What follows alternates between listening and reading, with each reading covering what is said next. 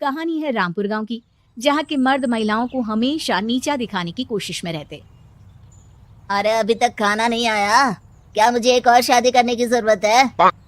नहीं जी नहीं, ऐसा मत करना, वरना मैं कहाँ जाऊंगी। खाना लेकर मैं अभी आई जी। गांव की पंचायत में भी फैसले हमेशा औरतों के खिलाफ ही रहते। मैं जो फैसला सुनाता हूँ वो भगवान की आज्ञा होती है। इस लड़के ने अपने मन से शादी करके अच्छा नहीं किया। लड़के को घर भेज दो और इसकी शादी इसकी जाति की किसी लड़के से करवा दो, लेकिन ये लड़के, इसे तो गांव के बाहर निकाल दो। नहीं नहीं जमींदार साहब, ये क्या बोल रहे हैं? ऐसा नहीं हो सकता। मेरी बेटी मासूम है, इसे अच्छे बुरे की समझ नहीं है। अरे कहाँ जाएगी ये बेचारी? कहाँ जाएगी? इतनी चिंता है तो पूरे परिवार का गांव निकाला कर देते हैं। बेचारे पूरे बसे बसाए परिवार को गांव छोड़ना पड़ता है। चाहे जो हो, अगर बेटियों को कंट्रोल नहीं कर सकते तो गांव में रहने का कोई मतलब नहीं है। यहाँ औरतों को दब कर रहना होगा। कोई भी अपने हिसाब से कुछ नहीं कर सकता, सब ईश्वर की मर्जी से ही होगा। तभी गांव का एक आदमी दौड़ा दौड़ा आता है। सरपंच साहब, जमींदार साहब, वो कालिया है ना, उसकी बेटी पढ़ने के लिए शहर जा रही है। अच्छा, ये कब हो गया? और कालिया की हिम्मत कैसे हो गई ऐसा करने की? लेकर आओ उसे और उसकी बेटी को। बस फिर क्या था, हाजिर हो जाते हैं कालिया और उसकी बेटी सरपंच के सामने। और कालिया, ये क्या सुनने में आ रहा है? बेटी को इंजीनियर बना रहा है तू? और ये बता, गांव में तो स्कूल नहीं है, फिर कहां से इतनी क्लास पास कर गई तेरी बेटी? राधा, जो कि कालिया की बेटी है, उसे लगता है कि सरपंच उसकी तारीफ कर रहे हैं। सरपंच जी, मैंने ऑनलाइन पढ़ाई की है, डिस्टेंस लर्निंग से। सभी में मैंने अच्छे नंबर पाए हैं, जिसे देखते हुए शहर की इंजीनियरिंग कॉलेज में मुझे स्कॉलरशिप मिली है। वाह जी वाह, क्या होती है ये? पहले तो ये बताओ, फिर आगे की बात करते हैं। पूरा गांव राधा की बात सुन रहा था और राधा बोलती जा रही थी। तो ऐसे मैं फ्री में एक अच्छी शिक्षा लेकर गांव में जो कुछ परेशानियां हैं, जैसे बिजली, पानी और इंटरनेट जैसी समस्याओं के लिए काम करूंगी। मैं गांव को शहर से जोड़ने के लिए पुल का निर्माण करवाने का प्रस्ताव रखूंगी। मुझे पूरी उम्मीद है कि जल्द ही हमारा गांव भी तरक्की की राह पर चल पड़ेगा। राधा की बात सुनकर सारे गांव वाले ताली बजाने लगते हैं। सरपंच को समझ नहीं आता कि वो क्या करे। चुप रह नादान लड़की, गांव के खिलाफ जाने के लिए तुझे गांव से बेदखल कर दिया जाएगा, वो भी पूरे परिवार के साथ। और हाँ, अगर ठीक से गांव में रहना चाहती है तो ये पढ़ाई लिखाई छोड़ दे। हम तेरे लिए गांव का कोई होनहार लड़का देखेंगे। तभी गांव का एक आदमी बोल पड़ता है। अरे नहीं नहीं सरपंच जी, राधा बिटिया जो बता रही है, अगर वैसा हो जाए तो हम लोगों को पैसा कमाने के लिए बाहर नहीं जाना पड़ेगा। हाँ जी, और ना ही कोसों दूर पानी के लिए भटकना पड़ेगा। हमारे बच्चे भी अच्छी पढ़ाई कर सकेंगे और आगे बढ़ेंगे, ना कि हमारी तरह खेती करते बैठेंगे।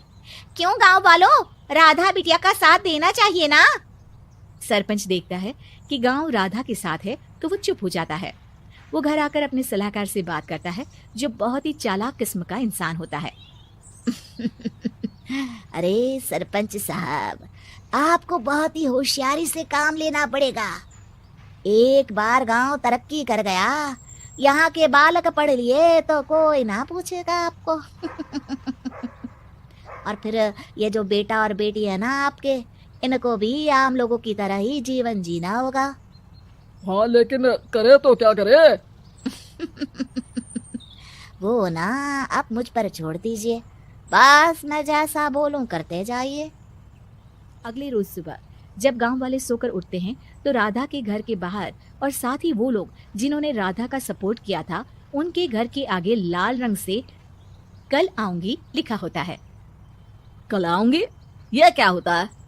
अरे यह तो खून से लिखा है, लगता है कोई भूत प्रेत या चुड़ैल का साया है। चलो सरपंच जी के पास चलते हैं। सभी सरपंच के पास जाकर उसे सारी बात बताते हैं। और ये तो बड़ी मुश्किल की बात है। चलो, मैं एक बाबा को जानता हूँ, उन्हें बुला लेता हूँ। सरपंच बाबा को लेकर गांव के घर के बाहर जाता है। ओहो, तो ये वो चुड़ैल है जो उन लोगों को निशाना बनाते हैं जो गांव को बदलने का सपना देखते हैं। वो गांव को ऐसे ही संपन्न देखना चाहती है, वो नहीं चाहती कि कोई बाहरी यहाँ का कायाकल्प करे। क्या तुम लोगों में से किसी ने गांव को बदलने की सोच रखी है? तभी राधा की माँ रोते रोते आती है। मेरी राधा घर से गायब हो गई है। अरे कोई तो बचाओ, मेरी बच्ची कहाँ गई? ले गई वो चुड़ैल, तेरी बच्ची को ले गई। अब वो उसे श्रापित करके छोड़ेगी, उस पर चुड़ैल का साया हो जाएगा। तभी बुरी सी हालत में राधा भी वहां आ जाती है।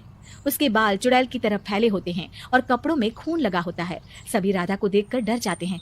माँ, पता नहीं मुझे कौन उठा कर ले गया था। अरे दूर दूर हो जा चुड़ैल, अब हम लोग इस गांव में नहीं रुकेंगे। अरे कैसी बातें कर रहे हैं आप? कल तो आप मेरे भरोसे गांव का हुलिया बदलने, अपने बच्चों को पढ़ाने और तरक्की उन्नति की बात कर रहे थे, तो आज क्या हो गया आपको? ये फिर तुम लोगों को बहकाएगी। ये चुड़ैल गांव में आ चुकी है, ऐसे ही ये तुम्हारे घर के बच्चों को भी ले जाएगी। गांव वाले राधा को गांव से बाहर निकाल देते हैं। उसके माँ बाप रोते रहते हैं, लेकिन गांव वाले नहीं मानते। मैं भी अपनी बहन के साथ गांव के बाहर रहूंगा, लेकिन वो पढ़ाई नहीं छोड़ेगी। वहीं सरपंच के घर पर सलाहकार कहता है, देखा, सांप भी मर गया और लाठी भी नहीं टूटी। लेकिन अगले ही दिन सरपंच के घर के बाहर भी वही शब्द लिखे होते हैं। और फिर सरपंच की बीवी कहती है, हमारी बेटी को किसी ने अगवा कर लिया है। तभी राधा का भाई वहां आ जाता है। अरे गांव वालों, मैंने सरपंच जी की बेटी को देखा था, वो चुड़ैल उसे उठाकर ले जा रही थी। अरे क्या मजाक कर रहे हो? नहीं नहीं सरपंच जी, आप नहीं जानते, वो चुड़ैल अब आपकी बेटी में आ जाएगी, जैसे राधा के अंदर आ गई थी। तभी सरपंच की बेटी वैसी ही हालत में वहां आती है जैसे राधा आई थी। पापा, पता नहीं कैसे मैं गायब हो गई थी। चुड़ैल, इसके अंदर भी चुड़ैल का साया है, मारो इसे। अरे नहीं नहीं, इसे भी राधा के पास गांव के बाहर ही भेज दो। अरे चुप रहो, मेरी बेटी कहीं नहीं जाएगी और चुड़ैल वुड़ैल कुछ नहीं होता है। अरे कैसे बात कर रहे हो सरपंच जी? आप तो बोल रहे थे कि आपका फैसला भगवान का ज्ञान होता है, तो अपने पर बात आई तो अब आप ऐसे बोल रहे हैं। अरे ना ना ना, आपको अपनी बेटी को त्यागना ही होगा। अरे बुलाओ बाबा को। राधा का भाई बाबा को ले आता है, जिसे अब गांव वालों के डर के कारण सच बोलना पड़ता है।